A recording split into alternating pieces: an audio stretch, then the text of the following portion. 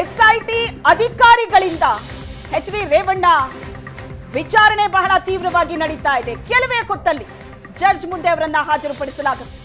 ಈ ಬಗ್ಗೆ ಹೆಚ್ಚಿನ ಡೀಟೇಲ್ಸ್ ಅನ್ನ ಕೊಡ್ತಾರೆ ನಮ್ಮ ಪ್ರತಿನಿಧಿ ಚೇತನ್ ಸಂಪರ್ಕದಲ್ಲಿದ್ದಾರೆ.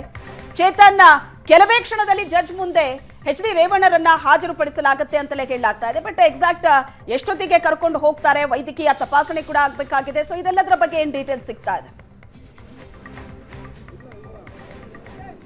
ಶ್ವೇತಾ, ಇನ್ನೇನು ಕೆಲವೇ ಕ್ಷಣಗಳಲ್ಲಿ ಸಿಐಡಿ ಕಚೇರಿಯಿಂದ SIT ತಂಡ ರೇವಣ್ಣ ಅವರನ್ನು ಕರೆದುಕೊಂಡು ಹೋಗ್ತಾರೆ ಅಂತ ಹೇಳಲಾಗ್ತಿರುವಂಥದ್ದು. ಆದರೆ ಮಧ್ಯಾಹ್ನ 2 ಗಂಟೆ ಕರ್ಕೊಂಡು ಹೋಗಬೇಕಿತ್ತು, ಇನ್ನೂ ಕೂಡ ತಡವಾಗಿದೆ. ಯಾಕೆ ಅನ್ನೋ ರೀಸನ್ ಗೊತ್ತಿಲ್ಲ. ಅಂದರೆ ಜಡ್ಜನ್ನ ಅವೈಲಬಿಲಿಟಿಯನ್ನು ನೋಡಿಕೊಂಡು SIT ಈ ಒಂದು ನಿರ್ಧಾರವನ್ನು ಮಾಡಿರುತ್ತೆ. ಅಂದರೆ ಬೋರಿಂಗ್ ಆಸ್ಪತ್ರೆಗೆ ಮೊದಲಿಗೆ ವೈದ್ಯಕೀಯ ಪರೀಕ್ಷೆಗೆ ಕರ್ಕೊಂಡು ಹೋಗ್ತಾರೆ ಅಂತ ಹೇಳಲಾಗ್ತಾ ಇತ್ತು. ಆದರೆ ಇದೀಗ ಡೈರೆಕ್ಟ್ ಜಡ್ಜ್ ಮನೆಗೆ ಒಂದು ಪ್ರೊಡ್ಯೂಸ್ ಮಾಡುವಂತಹ ಚಾನ್ಸಸ್ ಹೆಚ್ಚಾಗಿರುವಂಥದ್ದು. ಯಾಕಂದರೆ ಜಡ್ಜಿನ ಅವೈಲಬಿಲಿಟಿ ಟೈಮನ್ನು 6:30 ಸುಮಾರಿಗೆ ಅವರು ಬನ್ನಿ ಅಂತ SIT ಟೀಮ್ಗೆ ಹೇಳಿರುವಂಥದ್ದು. ಹೀಗಾಗಿ ರೇವಣ್ಣ ಪರ ವಕೀಲರು ಕೂಡ, ಅಂದರೆ ಏನು ಮೂರ್ತಿ ಏನಿದ್ದಾರೆ ಅವರು ಕೂಡ ಜಡ್ಜ್ ನಿವಾಸದಲ್ಲಿರುವಂಥದ್ದು.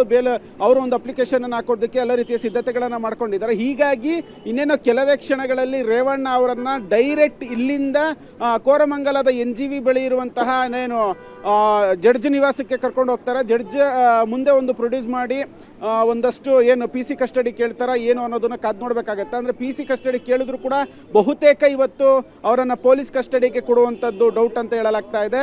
ಏನಾಗುತ್ತೆ ಅನ್ನೋದನ್ನ ಕಾದು ನೋಡಬೇಕಾಗುತ್ತೆ. ಮೊದಲಿಗೆ ಬೋರಿಂಗ್ ಆಸ್ಪತ್ರೆಗೆ ಕರ್ಕೊಂಡೋಗಿ ವೈದ್ಯಕೀಯ ಪರೀಕ್ಷೆಯನ್ನು ನಡೆಸಿ ಕರ್ಕೊಂಡು ಹೋಗ್ತಾರೆ ಅಥವಾ ಡೈರೆಕ್ಟ್ ಜಡ್ಜ್ ಮನೆಗೆ ಕರ್ಕೊಂಡು ಹೋಗ್ತಾರೆ ಅನ್ನೋದು ಸದ್ಯದ ಕುತೂಹಲ ಆಗಿರುವಂಥದ್ದು.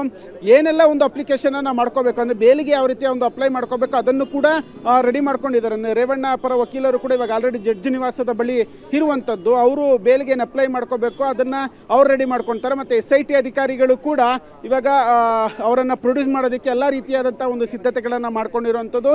ಇನ್ನೇನು ಕೆಲವೇ ಕ್ಷಣಗಳಲ್ಲಿ ರೇವಣ್ಣ ಅವರನ್ನು ಕರೆದುಕೊಂಡು ಹೋಗೋದಕ್ಕೆ ಎಲ್ಲ ರೀತಿಯಾದಂಥ ಸಿದ್ಧತೆಯನ್ನು SIT ಮಾಡ್ಕೊಂಡಿರುವಂಥದ್ದು. ಶ್ವೇತಾ, ಓಕೆ, ಇನ್ನು ಬೆಳಗ್ಗೆಯಿಂದ SIT ಕಚೇರಿಯಲ್ಲಿದ್ದಾರೆ ರೇವಣ್ಣ. ಅಲ್ಲಿ ಅವರ ವಿಚಾರಣೆ ಕೂಡ ಬಹಳ ಸುದೀರ್ಘವಾಗಿ ನಡೀತಾ ಇದೆ. ಹಲವು ಪ್ರಶ್ನೆಗಳಿಗೆ ಅಧಿಕಾರಿಗಳು ಉತ್ತರ ಪಡಿತಾ ಇದ್ದಾರೆ ಅನ್ನೋ ಇನ್ಫಾರ್ಮೇಶನ್ ಕೂಡ ಇದೆ. ಹಾಗಾದ್ರೆ ಒಂದು ಸುತ್ತಿನ ವಿಚಾರಣೆ ಈಗಾಗಲೇ ಮುಗಿದಿದೆ.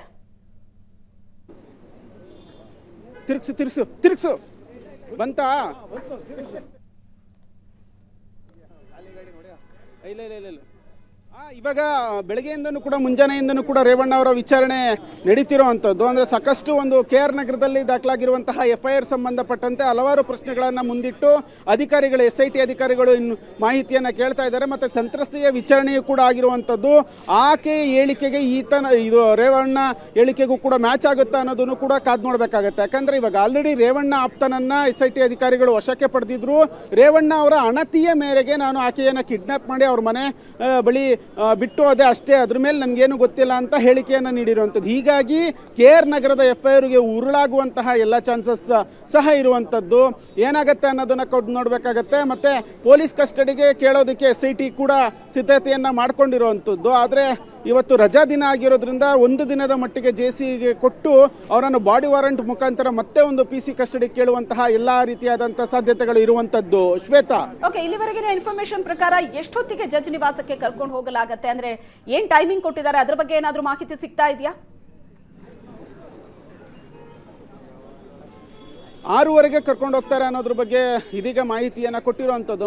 ಮಧ್ಯಾಹ್ನ 2 ಗಂಟೆಗೆ ಒಂದು ಸಮಯಾವಕಾಶನ ಕೇಳಿದ್ರು SIT ಟೀಮ್ ಅಂತ ಹೇಳಲಾಗ್ತಾ ಇತ್ತು. ಆದರೆ 2 ಗಂಟೆಗೆ ಕರ್ಕೊಂಡು ಹೋಗಿರಲಿಲ್ಲ. ಅಂದರೆ ಇಲ್ಲಿ ಜಡ್ಜ್ ಅವೈಲಬಿಲಿಟಿ ಯಾವಾಗಿದೆ ಅನ್ನೋದನ್ನು ನೋಡಿಕೊಂಡು SIT ಈ ಒಂದು ನಿರ್ಧಾರವನ್ನು ಮಾಡುತ್ತೆ. ಸಂಜೆ ವೇಳೆಗೆ ಬನ್ನಿ ಅಂತ ಅಂದ್ಬಿಟ್ಟು ಜಡ್ಜ್ ಟೈಮ್ ಕೊಟ್ಟಿರೋದ್ರಿಂದ ಒಂದು ಸಂಜೆ ವೇಳೆಗೆ ಕರ್ಕೊಂಡು ಹೋಗ್ತಾ ಇದ್ದಾರೆ. 6:30ಗೆ ಅವರನ್ನು ಪ್ರೊಡ್ಯೂಸ್ ಮಾಡುವಂತಹ ಎಲ್ಲ ಸಾಧ್ಯತೆಗಳು ಇರುವಂಥದ್ದು. 6:30ಗೆ ಏನಾದರೂ ನ್ಯಾಯಾಧೀಶರ ಏನು ಅವೈಲಬಿಲಿಟಿ ಇದ್ದರೆ ಮೊದಲಿಗೆ ಜಡ್ಜ್ ನಿವಾಸಕ್ಕೆ ಹಾಜರುಪಡಿಸಿ ಆನಂತರ ಅವರನ್ನು ವೈದ್ಯಕೀಯ ಪರೀಕ್ಷೆಗೆ ಒಳಪಡಿಸ್ತಾರೆ. ಏನಾಗುತ್ತೆ ಅನ್ನೋದು ಸದ್ಯದ ಕುತೂಹಲ ಆಗಿರುವಂತದ್ದು. Shweta, yes, thank you Chetan, ನಿಮ್ಮೆಲ್ಲ ಡೀಟೇಲ್ಸ್.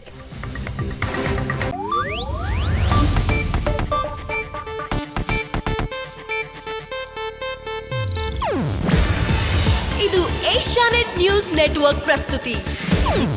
ನೀವು ನೋಡ್ತಿದ್ದೀರಾ ಏಷ್ಯಾನೆಟ್ ಸುವರ್ಣ ನ್ಯೂಸ್.